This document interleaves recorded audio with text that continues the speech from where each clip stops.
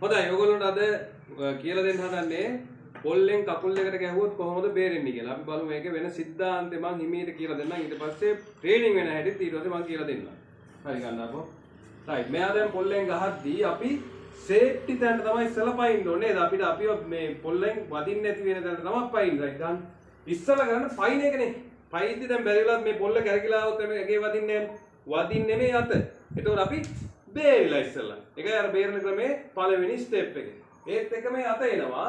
අතෙන් මේ හරියෙන් තමයි බෙල්ලට පහරක් වදින්නේ. රයිට් ගහලා පෙන්නනවා මම නැවත. මෙහෙම පයින්වත් එක මේ අත ඇවිල්ලා මෙතෙන්ට මෙහෙම වදිනවා. වැදිලා මේ අතෙන් මේ කකුලෙන් ගහන ගමන් මේ අත මෙහෙම කරකලා මෙයාව වට්ටනවා. වට්ටලා තමයි පහර ගහන්නේ. රයිට්. බලමු අපි ඒක ක්‍රමානුකූලව පුරුදු වෙලා. හරි. ඉස්සලා ගන්න ඕන ඕගොල්ලෝ මේක පැනලා පැනලා බේරන ක්‍රමය තමයි කරගන්න. එතකොට වැඩි වාර ගානක් පැනලා බේරුනාම Tamanට ඇඟට එනවා මේක කරන විදිය. රයිට් බලමු. H පයින්නවා. knee some C go right. ඉස්සලා පයින්නවා. පැනලා ඊට පස්සේ මේක පුරුදු වෙනවා. ඊළඟට දෙවෙනි ස්ටෙප් එක තමයි පයින්වත් එක පහර එල්ල කරගෙන යනවා. right. H පහර එල්ල කරන්නේ කොහරද? බෙල්ලට. මෙතනින්.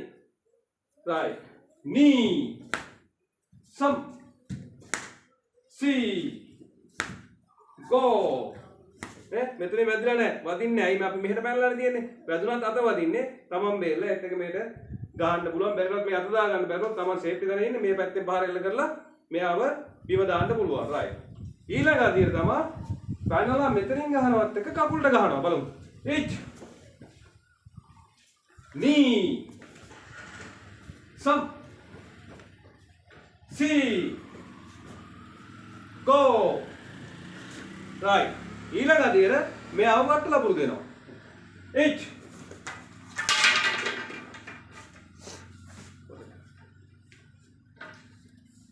knee මෙහෙම ගැහුවා මෙතනින් කකුලට ගැහුවා මෙහෙම මෙයාව කරකලා ගන්න ගමන් බිමට වට්ටලා පහර එල්ල කරනවා right බලමු මම හිමීට කරලා පෙන්නනවා ඊට පස්සේ දැන් කොහොමද වෙන්නේ කියලා පැන්නා තමන් සේෆ්ටි මෙතනින් ගැහුවා කකුලට ගැහුවා මෙයාව මේ බෙල්ල පැත්තෙන් කරකලා මෙහෙම ගත්තා මෙතනින් කකුලට පාර ගැහුවා ඒ විදිහට තමයි පුරුදු වෙන්නේ ක්‍රමානුකූලව ටික ටික පුරුදු කරොත් අනිවාර්යෙන් තමන්ට පුළුවන් වෙනවා මේ පොළු පාරෙන් බේරෙන්න මම අද කකුල් දෙකට පාර එල්ල කරන එක තමයි බේරෙන්න ක්‍රම කියන්නේ ඒ වගේ නැවතත් වීඩියෝ ගෙනවා අපිත් එක්ක රැඳෙන්න බොහොම ස්තුතියි ඒ වගේම දිගට ඕගොල්ලෝ අපිත් එක්ක රැඳලා ඉන්න අපිව subscribe කරගෙන ඉන්න අපේ නාලිකාව තුලින් ඕගොල්ලන්ට කරාටි ඉගෙන ගන්න පුළුවන් මේ පාඩම් සමග ඕගොල්ලෝ රැඳී සිටියොත් පොත සටහන් සිලිපික වෙන්න පුළුවන් බොහොම ස්තුතියි